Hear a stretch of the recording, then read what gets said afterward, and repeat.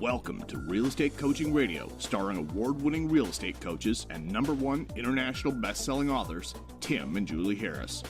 Real Estate Coaching Radio is the nation's #1 daily radio show for realtors who demand authentic, real-time coaching. Get ready for fluff-free, unfiltered, full-strength honesty about what's truly working to get you into action, helping others, and making money now in today's real estate market. Now to our hosts, Tim and Julie Harris. Cool show today, guys. Hopefully you're taking notes. We love the feedback a lot of you gave us on the show we did yesterday. This is part 2 of Mega Agent Secret. Is your mindset of scarcity or abundance? And again, we ended yesterday's show with a lot of good questions and things to think about. And I gave you guys, and this is where I got the most feedback, I gave you guys some specific strategy on how to essentially control your mindset through experiencing the emotions of appreciation and abundance. They're all kind of in the same bucket. So what we're going to do today is we're going to talk about how to continue that process. But in case you didn't listen to yesterday's show, I'm going to walk you through the quick mindset I think it's really, I don't know what you want to call it. I don't like using hippie terms, but what in essence it is, it's a quick way of basically putting yourself in a state of being of service to other people. And so you can kind of curb your ego while you're in this mental and emotional state. Some people call it a meditation. I don't want to use any of those words. So we're just going to basically call it for what it is. So I'm going to take you guys through that process again. It only takes like 5 minutes. And then we're going to finish up what we started yesterday. And Julie's going to give you some specific action steps, drilled down things that you can do to stay in a state of abundance, and which is AKA also known as appreciation. So Julie, before we get to that, do you have anybody specifically you'd like to recognize, appreciate yourself? I do indeed, and this is a great Premier Coaching client named Tracy Serrell. It might be Serrell, sorry if I screwed that up, Serrell in Dallas-Fort Worth. She wrote me an email saying, please share this with Tim. She says, hi, Tim, you challenged me about 6 weeks ago regarding my, quote, excuses and being out of shape, which likened my, quote, excuses in my business. Well, being a Texan with a tall hat and big boots, I took the challenge.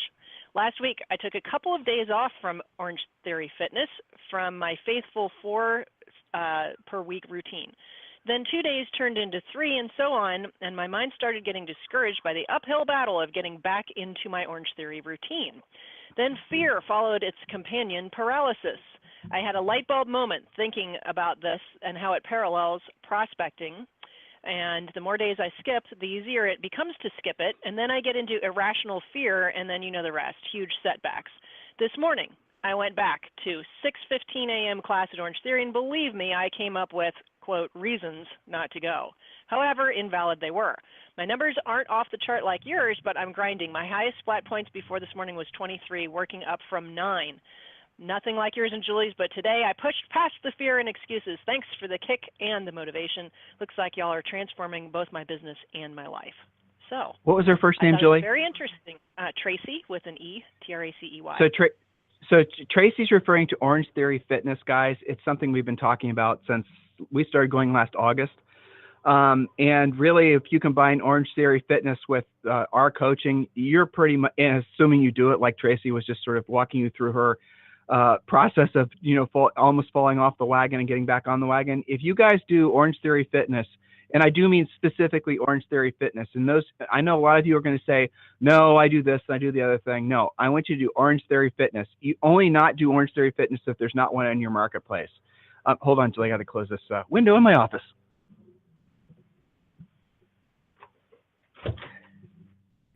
So when you do Orange Theory Fitness, what it happens is basically their system is very similar to ours in that it combines different, physical, mental stuff at the same time, and it totally reinforces what you're learning with us. And that's what she's experiencing too. And Orange Theory, you will never have more of a doing what you don't want to do when you don't want to do it at the highest level than Orange Theory. I mean, Julie and I have to go today at 4:30. We normally take Fridays off, but we have to go today because we didn't go on Monday. And like Tracy, we do our faithful 4, so we're going to have to go today and make up for the one we didn't go do on Monday. And yeah, I mean, it's going to suck. I'm not looking forward to it. But here's the funny thing that happens after you do Orange Theory is you have this little endorphin release. A lot of you guys have heard of this called runner's high.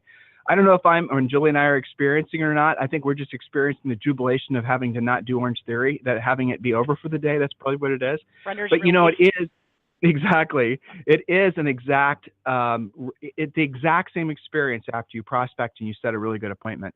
And remember, guys, the word prospect is any contact with any decision-making adult about buying or selling real estate. So a contact or prospecting isn't just FSBOs and expireds. You know what? I'll tell you what. So yesterday we go to Orange Theory, and we're standing in this, the little waiting room, getting ready to go into the actual studio. And there was this guy there that was wearing a Newman, or not a Newman Haas, but a Haas Racing Formula One shirt. And I'm a huge, and Julian is become a huge Formula One fan. And so we say to him, "Hey, great T-shirt," and great conversation starter. Remember, Julie and I do not sell real estate. But if we'd sold real estate, I promise you, that guy would have become a client. Here's how the conversation went. Yep. My name is Tim. This is my wife, Julie. And then Julie went off and talked to her girlfriends that she's made there. And he and I talked about Formula One. Well, it turns out he's an executive at Dell. And so had I been in real estate, selling real estate, I would have easily been able to transition to talking to him about how they go about working with, who do I contact at their HR department to start working with some of the relocating executives, blah, blah, blah. You guys get it? That's that would have been a contact. That actually would have been a contact because I was. Don't stop there. Who did we win the challenge with the day before that? Paul the builder, who we met through Orange Theory. Yeah. So the day before, we won't take you through the boring part of it, but there was another big builder that we met there, and it's a guy. He never talked to anybody. He was just all introverted, so I went there, did his thing, and left. And he and I became friends, and we won't bore you with the details, but long story short, he is a great builder. And, boom, there's another great contact that we'd been selling. You guys get the point? Oh, and a couple weeks before, now maybe a couple months before, we ran into a gal that ran the sales department for a big one of the biggest new construction companies in Texas. And it wasn't because we were just getting to know you, normal conversations. Remember, guys, we don't even have real estate licenses anymore. We had real estate licenses in California and Nevada and Ohio, but we don't have them anymore. They're all inactive. But if we were selling real estate, we would have been picking off leads from Orange Theory left and right. That's the hidden benefit of going to something like that. And that's the reason that we like Orange Theory, because it does force you to it gives you opportunities to have these nice conversations and make friends because everybody's suffering together. And you want to have some sort of supportive thing so you could suffer through easily because you have somebody that's kind of helping you go through the process. Okay? You guys get it? So Tracy, hats off to you, woman. Seriously, don't stop. That's going to be the key. Now, I will tell you, it gets easier after about 90 days. Physically, it gets easier. But if you combine it with some nutritional changes, low carb, for example, keto diet, whatever you want to call it, and you combine that with Orange Theory and you combine that with your prospecting, you're going to lock it in. Now, here's the cool thing, Tracy, and everyone else listening. Orange Theory is an hour a day.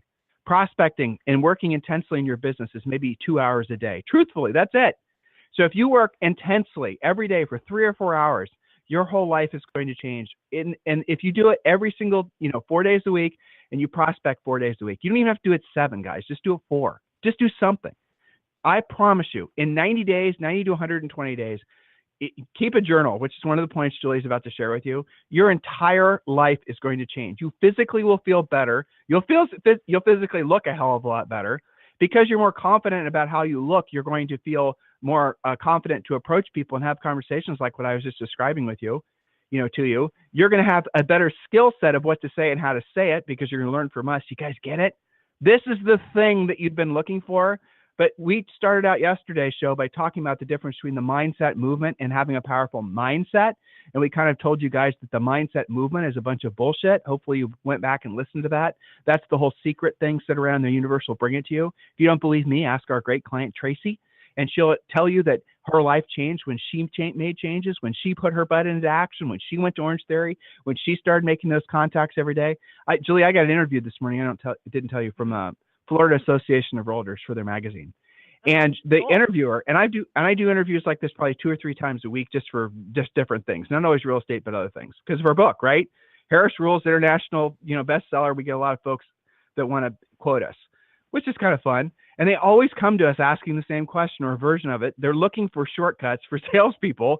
Like, what is the latest and greatest way to generate leads? Or what have you heard about new technologies? And she came to me, a very nice gal, and she wanted to know about the effect of Bitcoin on real estate. That was the topic of her article.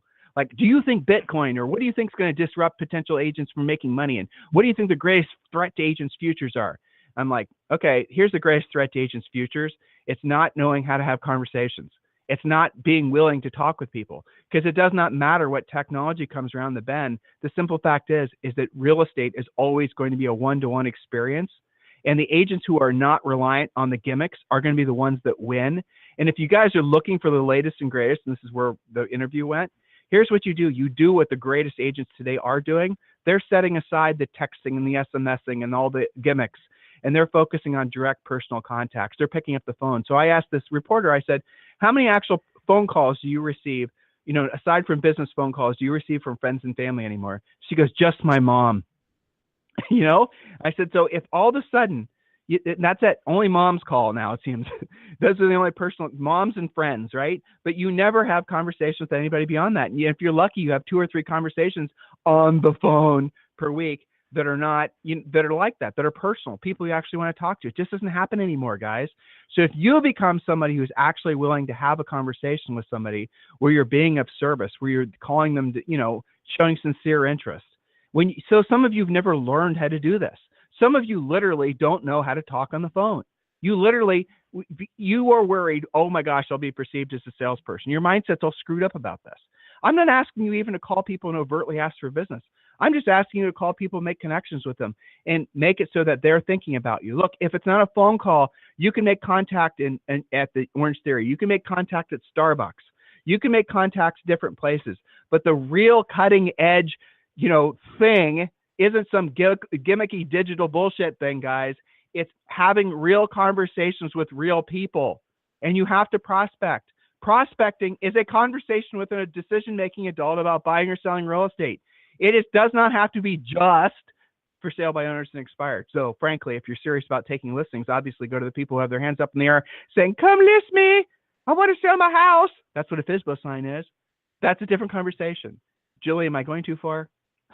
No, I mean, conversation is becoming a lost art, and that's pathetic, right? And yet, on the other side of that, it just makes you that much better and more special when you figure out how to do it and you actually execute on that, right? So in the day and age of email and texting and videos and Facebook and all this other stuff, which really, if you think about it, is pretty impersonal and very passive, when you're the one who calls, you will be the one who gets all the business. When you're the one who pops by, when you're the one who takes past client out to coffee, when you're the one who has an appreciation party, when you're the one who calls before closing instead of just sending a random text, the address of the title company, good luck, okay? When you actually call, of course you're going to have a deeper, better relationship, and of course you're going to get more repeat and referral business, which is what all of you want.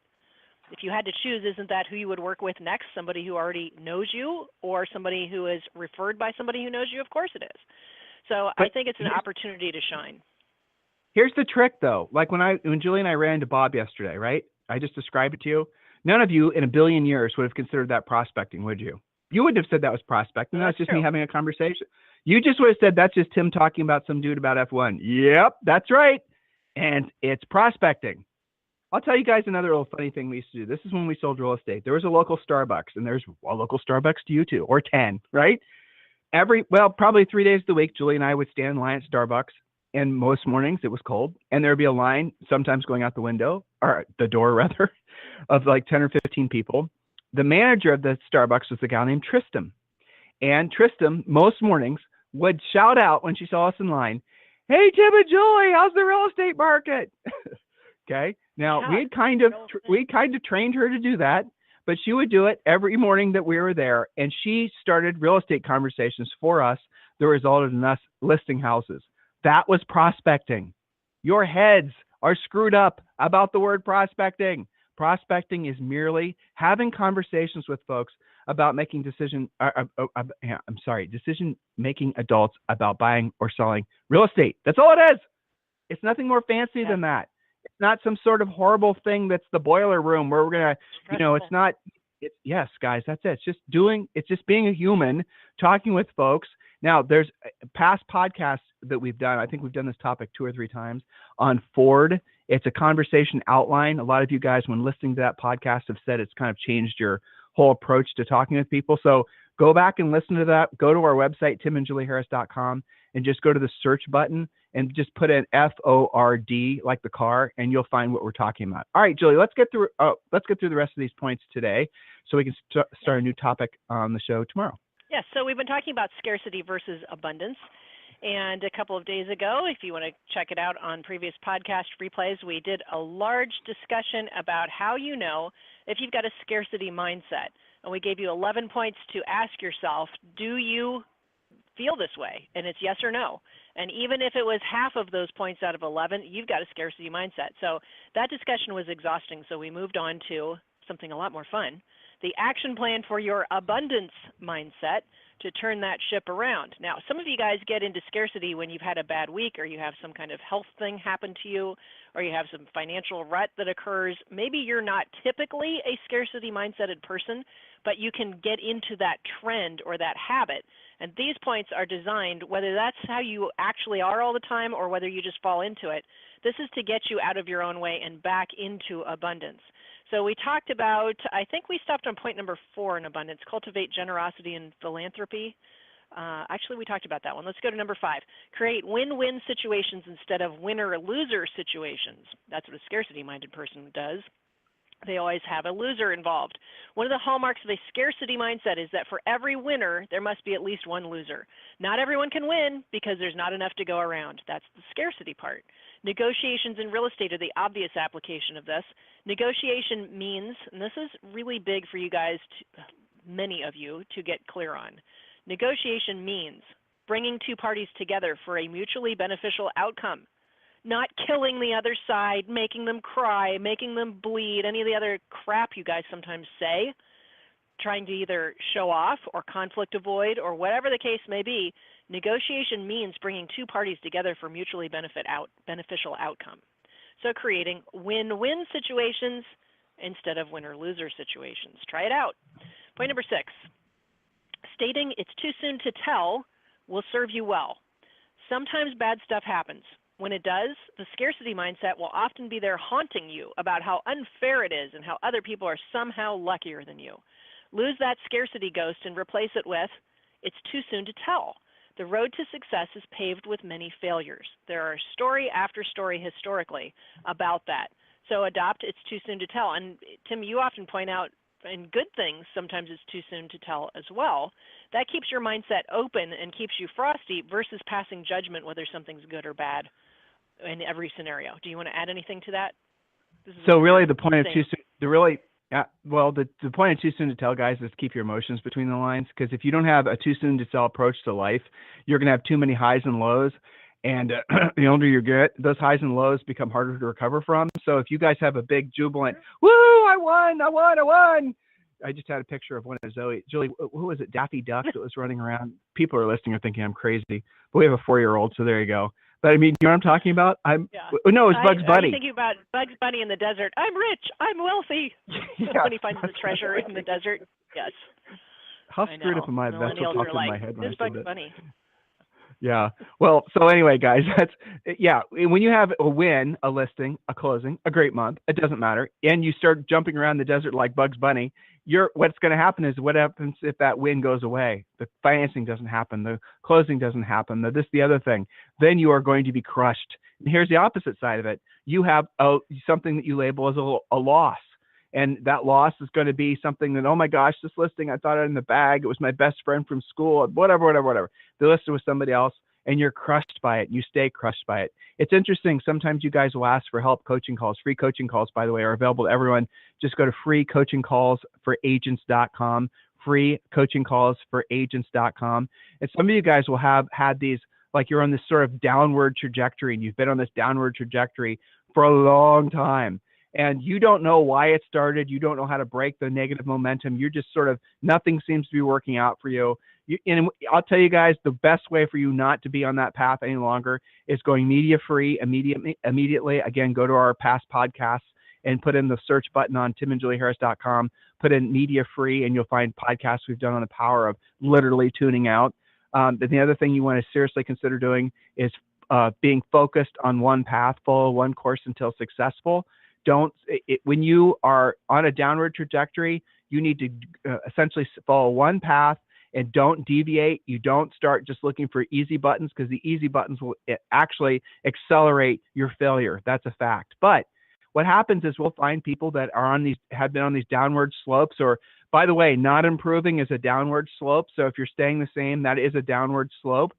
And you go back and you ask them sometimes, or they'll tell you, they'll say, well, it's because I had this listing that didn't work out, or because I had this 5, closings that all of a sudden blew out. And guys, I'm not making this up, and a lot of you listening right now are going to relate to this. And then the coach will ask, well, when did this happen? It happened like 5 years ago, 6 years ago, 7 years ago. No kidding. I'm not making that up. Some of you guys are relating to what I'm saying. So some of you had started on these downward trajectories because you had something happen. Now, why did it have such a profoundly negative effect on you? Because you did not know the too soon to tell way of, philosophy of life.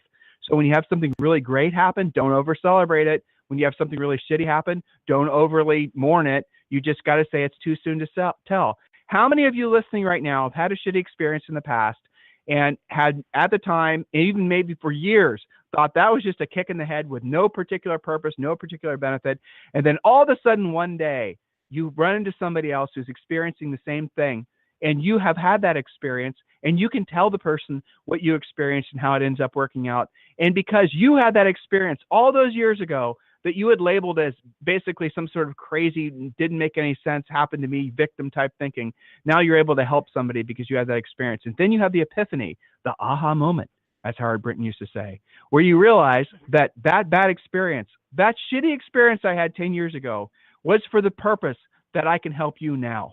Do you guys get it? Mindset of service. That's our highest and truest purpose. That is truly why we're here, to help other people.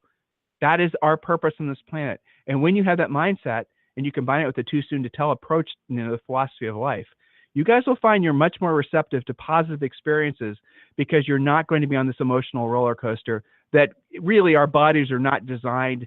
We are not designed to have high highs and low lows. That will wear you out. It'll age you quick, and it'll make it so you're burned out and don't have the opportunity and the energy to really experience what a gift God has given us. Julie, next point.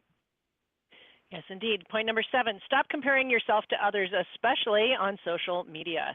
In the scarcity mindset, all that matters is how you compare to others. In the abundance mindset, what matters most is how you compare to yourself, how you live out your own ideals in your day-to-day life.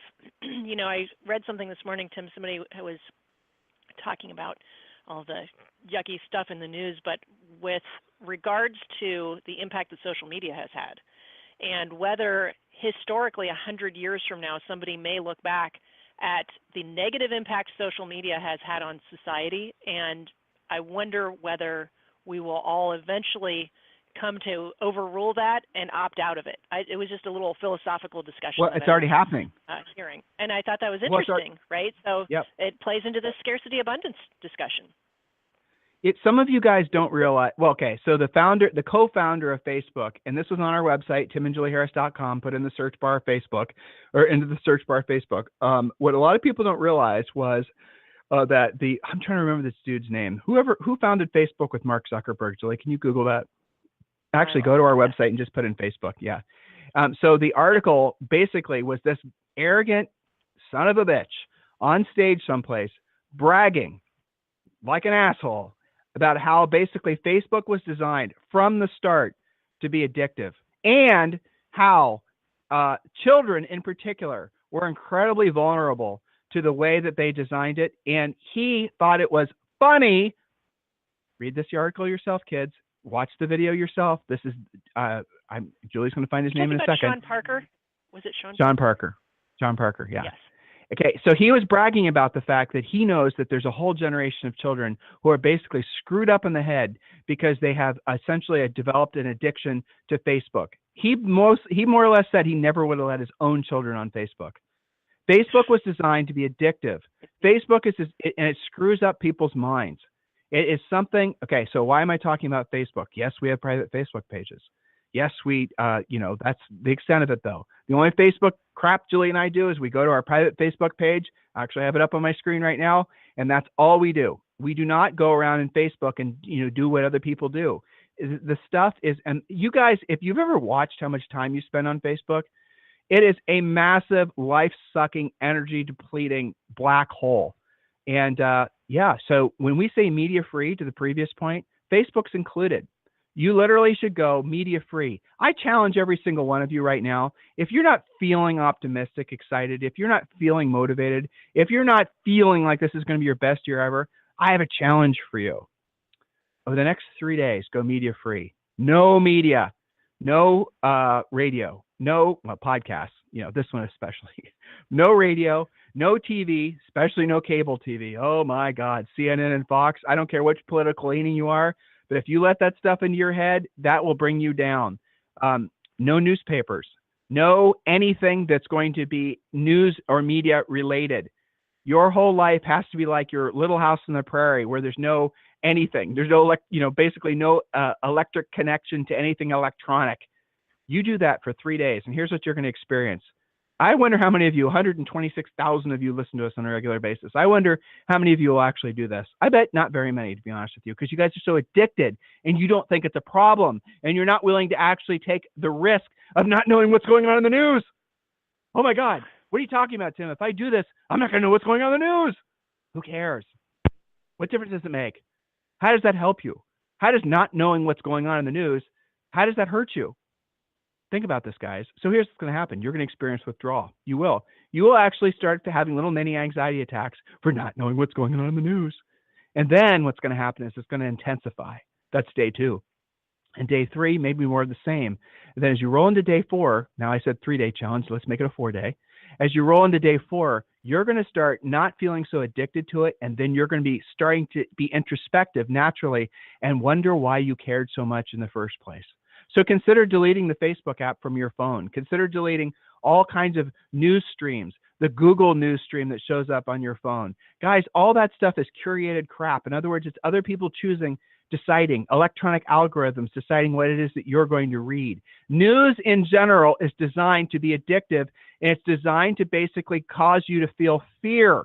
You guys find a headline in the news nowadays that's not designed to make you feel fear or anger. That's the emotion they're trying to elicit.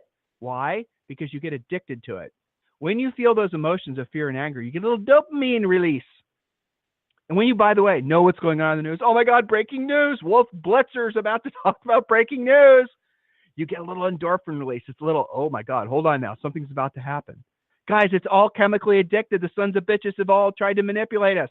You got to break free of it, because then you're going to reconnect with what matters most, which is being in gratitude, which is a feeling of abundance.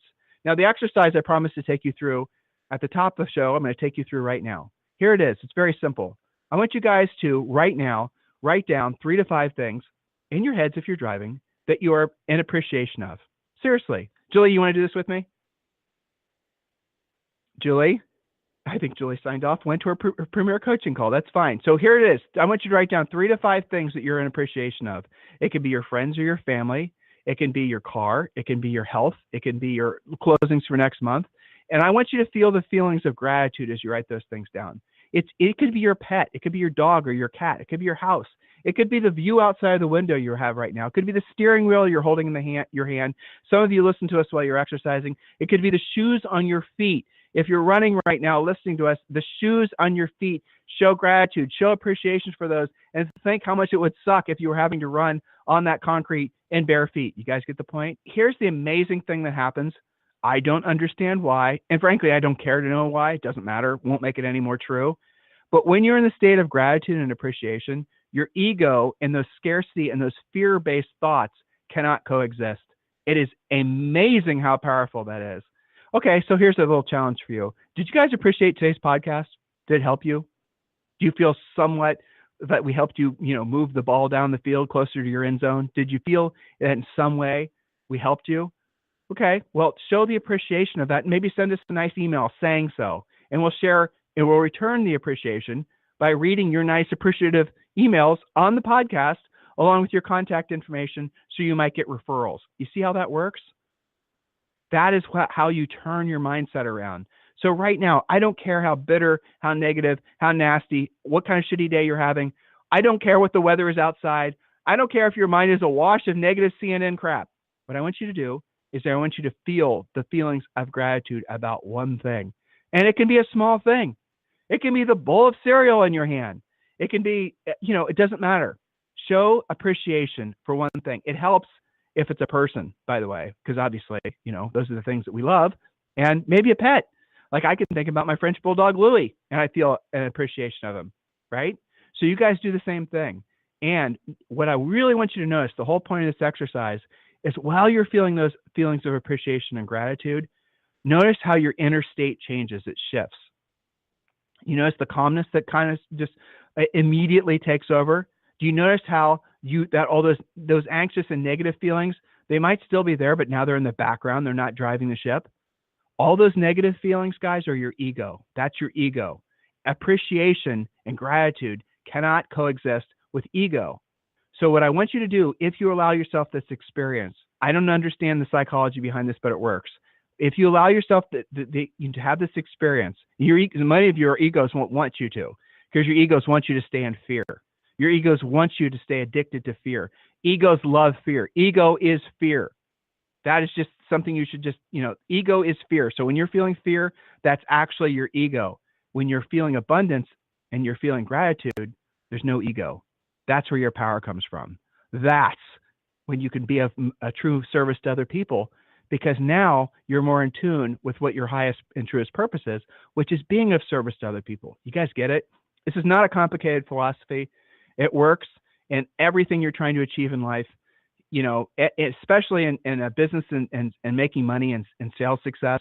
When you have this mindset, when you're on a call with somebody, when you're meeting someone in person, ask them questions. If you're rusty at it or never learned how to do it in the first place, go back and listen to our past podcasts, like the one that I just told you guys about, Ford, F-O-R-D. You just go and put that into the search button and you'll find replays of that podcast.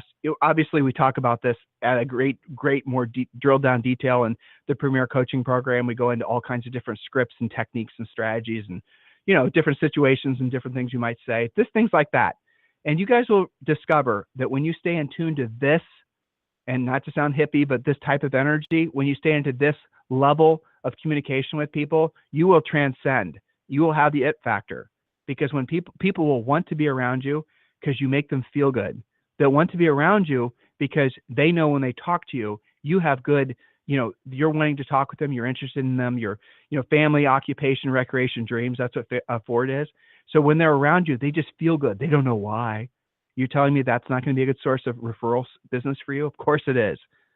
You guys following me in all this? You see how this is a business and personal philosophy of life? That's truly what we're offering here.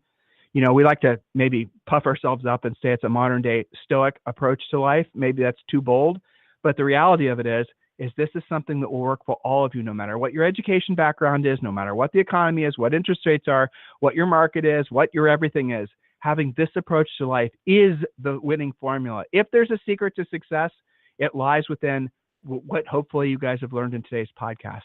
So if there's anything we can do for you, email me directly, tim@timandjulieharris.com or julie@timandjulieharris.com. Have a fantastic day, and we'll talk to you on the show tomorrow. This program has been a presentation by Tim and Julie Harris, Real Estate Coaching. For more information on our real estate coaching and training programs, visit our website at timandjulieharris.com. Remember to tune in weekdays at noon for upcoming shows. And until next time, thank you for listening to Real Estate Coaching Radio with Tim and Julie Harris.